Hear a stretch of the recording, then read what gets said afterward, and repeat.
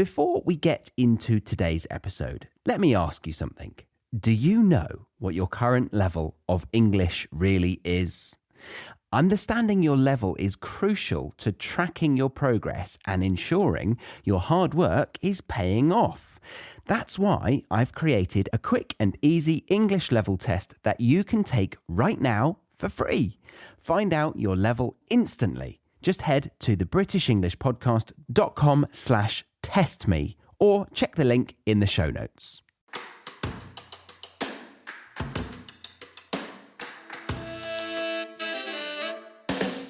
Welcome to the British English Podcast. I'm your host, Charlie. I'm going to be doing... Today, we're going to be doing random picks on topics of philosophy. And we're going to be having little debates on the big questions. I want to introduce you to my guest, Ben Marks. He's a local man, a boy from Balmain. He's going to be joining me today to discuss the big topics. Hello, Ben. Thank you. Nice to have you here. Thanks, mate. Yeah, nice to be here. I feel like I can just be the laughter track. That's really good. Yeah. I like how you picked up on the ridiculous intonation that I bring. Did you like that 1980s, 1970s sort of British television and radio presenter who have that real pompous pause between every thought as if every word that comes out of their mouth is just the word of God? Well, that's me. You are my God. Yeah. So we've got these question cards in front of us. Yeah. And we've got, most adults believe that freedom is a good thing, and some say that we should allow people to be as free as possible. Can you make a case why too much freedom could be a bad thing? Absolutely, I can.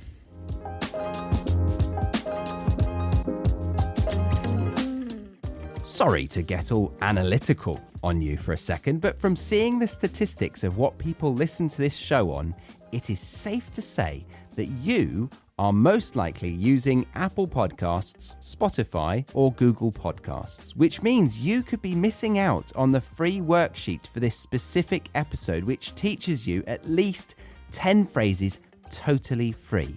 And there's more, because upon getting access to this week's free worksheet, you actually unlock access to every single free worksheet I've ever made, which is well over 100 episodes. So that's 100 times 10. Let me do my calculations. Oh my God. You are losing out on learning a minimum of 1,000 phrases for free.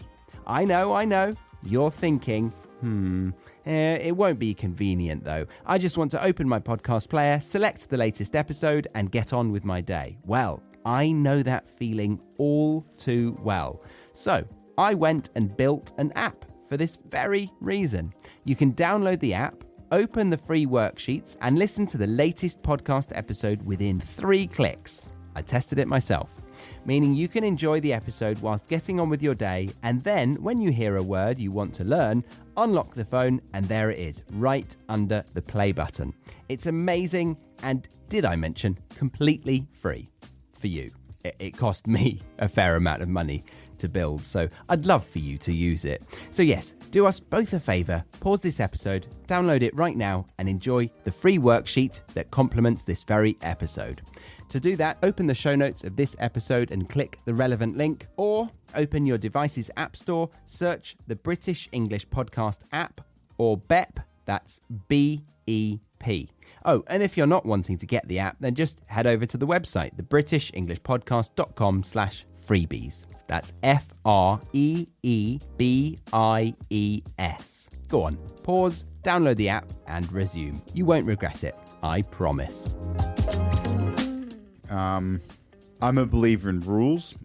Obviously with everything you have to strike a balance. We have had authoritarian regimes that try to control every aspect of people's lives. Then we have societies that are far too free. I mean, you can look at America, for example, with their gun laws. Those laws are too free. There's not enough restriction on those. And that's clear to anyone outside of America and a lot of Americans inside America. You can just look at the statistics on that and understand why that's not a good idea. Now, pure freedom implies that we operate under the law of the jungle. That is, the fittest and strongest survive and the weakest will perish and suffer. We're not animals. We've evolved beyond that. The rule of law is something that's been around for a long time. And, fundamental laws, statutory laws, anyway, laws that are put in place by a governing body, that's been around since ancient Greece. And look, let's just take a little look at the best civilizations that have ever existed, the strongest civilizations, most advanced civilizations.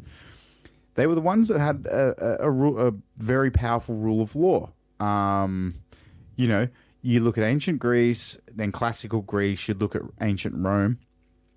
And then those ideals were picked up by the Europeans and took them out of a feudal age and a dark age into an age of enlightenment, and have helped us progress to the period that we're in now, where I'm sitting here in a chair in a comfortable house talking into a microphone, and you're listening on your computer or whatever you're listening to this on. And it's all of this has occurred because we're a truly high-functioning society, and part of that is the rule of law. I don't believe in the law of the jungle. I believe that there's more to being a human being than pure physical strength, and I think that intelligence and other attributes need to be protected, and they do need to be protected by the rule of law. Very nice, yeah. And going back to what you said about Australia being a good balance between giving you freedom and giving you structure. I got hit with a big fine when I came to Australia straight away of crossing a red light, and it was $500 there and then. And I actually have learned from that lesson. And in England, you don't get that kind of fine. You get some points, I think, similar to Australia, also hand out points. But I've learned that lesson. I'm very fearful, and I was a bit angry at the beginning, but I'm not doing it again. So I kind of feel like it works. It's a bit tough, but it works. Well, foreigners come here and are very surprised with how many laws we have here. I can't remember the statistic, but it was something like we have the most laws, like the most small laws of anywhere in the world, I think. It was something like that. It's some crazy stat like that. And basically, there's things that are good, which I think that are very important, but there are also things that are just a bit much. Like, I understand that we used to have a bad drinking culture in Sydney. I don't know for anyone listening if you ever came here in the early 2000s, but we have an area in Sydney called King's Cross, and that was very violent. And the alcohol and the drinking here was a bit out of control, if I'm being honest, culturally. And so they basically introduced all of these heavy drinking laws. So they started shutting all the venues in Sydney down at 1:30, no hard liquor after 12, things like that. Some serious lockout laws, right? That's the lockout laws, right? Yeah. Okay. And we're not allowed to drink in parks. We're not allowed to drink on the street. We're not allowed to drink in, like everyone does. We'll go to the park and have some drinks, but it's actually against the law. You can be fined for it. And I think that's a little bit draconian. I think that those sort of laws need to be in place in certain areas that are cultural hubs, right? Have you ever wondered if you're making real progress in your English learning journey? Knowing your level is the key to recognizing your improvements. I have a fantastic tool for you, a free English level test that gives you an instant result. Take a few minutes now to discover your level and continue your learning journey with confidence. Visit thebritishenglishpodcast.com/testme or click the link in the show notes to find out your level of English today. So a lot of it's revenue raising, in my opinion, but there are certain laws which are good. I mean, King's Cross was a very violent place, and it was a culture that needed to be sort of, people might disagree with me, but I think it was a culture that needs to be squashed and rubbed out, and it has been. Right. Sydney's a better place for it now. Okay. So when Americans look at the way that Australia treated lockdown, they have this kind of, in my opinion, strange, extreme version of what actually happened. I think a lot of people across the world saw Australia as like this locked down, very harshly treated. They often used it in the newspapers, draconian method of treating people during lockdown. Do you think that was true? Well, I didn't experience what it was like in other countries, so I can't tell you what the counterpoint to that was. But I do know that I agreed with the lockdowns. I thought that before we didn't have enough information when the virus first hit. We just didn't. And we needed to allow ourselves that buffer for... I would always put the safety of the population ahead of the economy. I mean, that's just me, personally. Okay. I don't think anyone... There are vulnerable people in our population. I think that they need to be protected. I think that, you know, you can't just say, oh, well, let them die so our economy can be good. That's just me personally, though. Some people, you know, think differently to that. Yeah. Honestly, I got to tell you, for me, the lockdowns, I mean, we were all paid money by the government. I know it was like, it's a lot of a big hit on the economy, but we were given a bit of money, and I actually utilized that time very well. I mean, I learnt a whole bunch of things that have basically started me a new career. So it was good for me. It wasn't great for everyone, but yeah, that's how I would have reacted at the time. What about you? Yeah. What do you think about the British way of dealing with it? I felt like the Brits weren't given harsh enough treatment. I don't know if anyone will agree with me with that, but I think that Australia dealt with it in a way that was more effective. It was obviously loads of factors, like the fact that we were so far removed from a lot of other countries, and London is right at the hub of Europe, so obviously that's got to play a part in it, and Italy had high infection rates. But I think everyone looks at Australia as in like, oh, they were in lockdown for ages. But really, we had a year of not getting it, and then we didn't get vaccines because we were fine. Yeah, not getting it in any way whatsoever. Yeah. And then eventually it caught up with us, and we didn't have vaccines. So it was like our lockdown now. And everyone was like looking at us like, oh, they're still in lockdown. How draconian. But it wasn't. Yeah. Yeah, no, I think there was a lot of silliness surrounding COVID in terms of like people claiming there's conspiracy theories, and it was, you know, I mean, that nonsense out of America. Yeah. But yeah. So we got to that from, can you make a case why too much freedom could be a bad thing?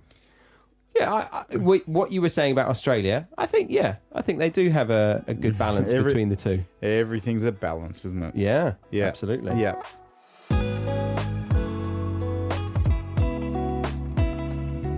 I'd like to take a break from this episode to tell you that this show is funded by you, the listener. That's right. Not through a charitable donation, but through providing you with two hugely beneficial learning resources. One is called the Academy, and the other is called the Premium Podcast. The Academy doors are currently shut until further notice, but the Premium Podcast is open for you to sign up to right now. So if you listen to this show regularly, say once a week perhaps, and you want me to continue producing it, then I need your help, because this is my full-time job. And I also want to provide free education for those who really cannot afford it. But if you are in a situation where you can spare £7 a month for loads of bonus podcast content, manually edited transcripts, and extended glossaries and flashcards, then I'd love you to consider supporting the show, because that will give me a way to continue doing what I love to do, and for those who really cannot afford it, to get a free education. You can find out more by clicking the relevant link in the show notes of this episode, or head over to thebritishenglishpodcast.com, or download the British English Podcast app in your app store. Back to the episode.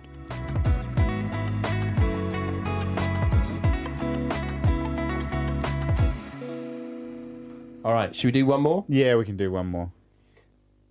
Should we do a what is right and wrong? Oh, yeah, sure. Whatever you like. You dealer's choice. Okay. Can you think of an occasion where the right thing to do would be to lie rather than tell the truth? Ooh. Oh, yeah. Well, I think if you dress anything up as a white lie, you can make yourself feel better. That's true. Those headphones really suit you, mate. Oh, thanks. That's great. Those glasses really suit you. I can take these headphones off when I leave. Well, today was the first day that I tried contact lenses. Oh, yeah. Don't do that again. What? Why? I don't know. It'll just give you red eyes, and you won't be able to do anything. Okay, what about this one? Dreams feel just like real life until you wake up, that is. So how do you know that you're not dreaming now? Ah, that's not true. Dreams don't feel like real life. Next. Do you think dreams feel like real life? I'm trying to figure out a way to disagree with you. They don't really feel like real life. You know when you're awake, you know you're awake. You know what I mean? In a dream, you are bound by certain thought patterns. Here, we're free thinking, man. Like we are. You've just talked about being in a dream. That awareness. If you're in a dream, that awareness, you would just suddenly you'd know you're in a dream. You know what I mean? I have to say, when I am experiencing a nightmare, and then what's it called when you're actually unable to get out of it? Oh, yeah. Your body's stuck. You mean, I get that all the time. That's sleep paralysis. Yes. It feels like a demon's holding your throat and your whole body. That's just your girlfriend. You can't open your eyes. You're stuck. It's mad, isn't it, that feeling? Horrible. Yeah. I don't, I got this sexy, alien woman beating me to death in my dream, and I just can't get out of it. No, honestly, it's a really weird phenomenon. The reason I brought it up was because even in that situation, I'm dreaming, but I know that I'm dreaming and I'm wanting to wake myself up. Like my brain is saying, wake your body up. So to prove your point, I know that I'm dreaming. Honestly, the amount of clarity that we have in our thoughts right now is completely different to the amount of clarity. It's not just clarity, it's fluidity in your thoughts. So in a dream, you're actually quite bound by the narrative that's being spat out, You're almost like just reacting. Whereas now... But it's very imaginary, or imaginative, sorry. Yeah, well, I don't know exactly how it works within your brain, but when you're in the dream, have you noticed that you're much more reactionary than you are in control? Yes. Okay. Yes. There seems to me to be a fundamental difference in the fluidity of your thought patterns. Like now... I know I'm awake. There's no way I'm asleep, right? It's not the same thing to me. I can tell. Wake up, Ben. Imagine if I just woke up now. Imagine. If that happened, if I woke up right now, say I'm just talking to you and then suddenly I hear this, Ben, it's morning, and I'm 5 years old and I'm going to school. And Ben, do you want porridge? Benny. My mum doesn't talk like that. I don't know why. It's your dad, I thought. Oh, God. Now you're making my brain trip out.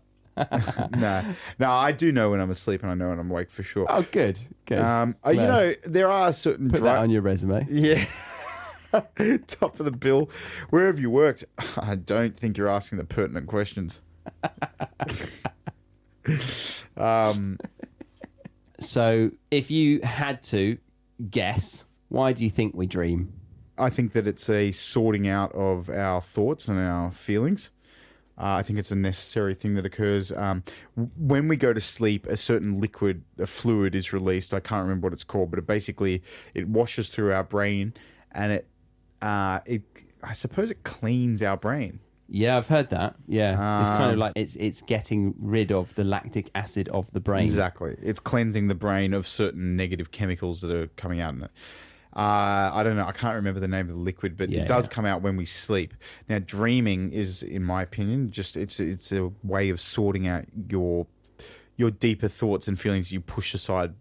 We go through the day and we try and distract ourselves. Well, not all of us. The smarter people use other methods, but most of us just go about our day and we're busy. And then anything that's negative that's going on in our life, or anything, it doesn't have to be negative, anything else that's going on in our life may be pushed to the back. And I think that all comes out and gets sorted out in the night. I think you really do need a brain reset in the night. And I think that's what dreaming does. It lets you go through the things that you need to process. I think I would agree with you. What do you think? I think dreams are there for us to know when we're fluent in another language. Yeah, this is what they say, isn't it? They say if you're a bilingual person and you're living in another country, they say the moment because you sometimes say, oh, well, what do you feel like you speak now? Do you feel like you speak English or, Mandarin, for example? They say, I knew it was when I started dreaming in Mandarin. Yeah. I said that, but I don't believe it actually.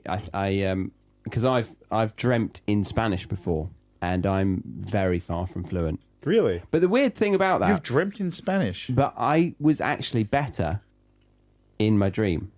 Like I could actually speak more. Yeah. Okay. With dreams, I find that the funniest thing, you seem to access parts of your brain that are highly intelligent that you don't access in day-to-day life. And I mean, I wonder what is restricting our brains from doing that in day-to-day life. It's probably things like anxiety. Yes, anxiety is a big part of it. Anxiety and not a lack of self-belief, and also just a lack of relaxation. I think, in day-to-day life, we block ourselves in so many ways, right? Now, the reason I say this is I often have dreams that are like very clever metaphors for how I'm feeling.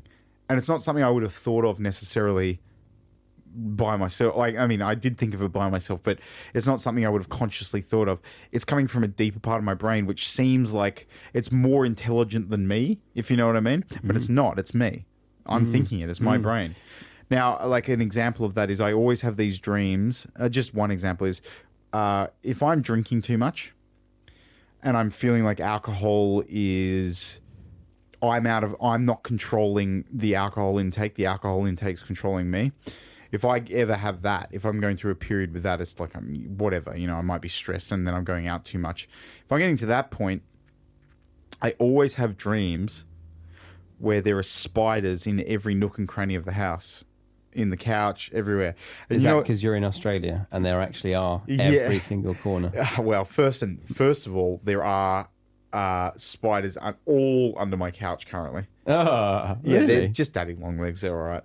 But they're not poisonous, by the way, for anyone who wants to know. They're those thin spiders that almost look like little pieces of atoms assembled. I have this dream about spiders being in every nook and cranny. And what that is a clear metaphor to me that there's a poison that's encroaching on my life. Yeah, that's a nice metaphor. I like that. And this happens to me all the time. It's the same thing. Everyone gets that dream where you're running and your legs aren't keeping up with you. You can't make yourself run. You feel stuck in the mud. It's when you're feeling stuck in the mud in your life. Yeah, I've had that before. And with rollerblades on in the grass. Yeah, something like that. And it's your brain's very good at creating a physicalization of your feelings in a metaphorical way, Yeah.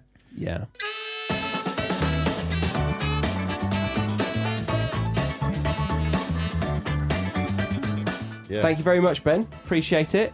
Yeah. Thank you for sacrificing your Monday evening for some recordings. No worries. And I have to get up early tomorrow. Oh, dear. Well, let's get you to bed. Thank you very much, guys, for listening to the end of this. And, once again, thank you, Ben. Goodbye. No worries. Thank you so much, Charlie. See you next time. Ta-ra. Bye-bye. Remember to check out the Premium or Academy memberships if you are wanting to get more from every episode of this podcast. But if not, we'll leave it there. Thank you very much for listening to the end. My name is Charlie, and I am your host on the British English Podcast.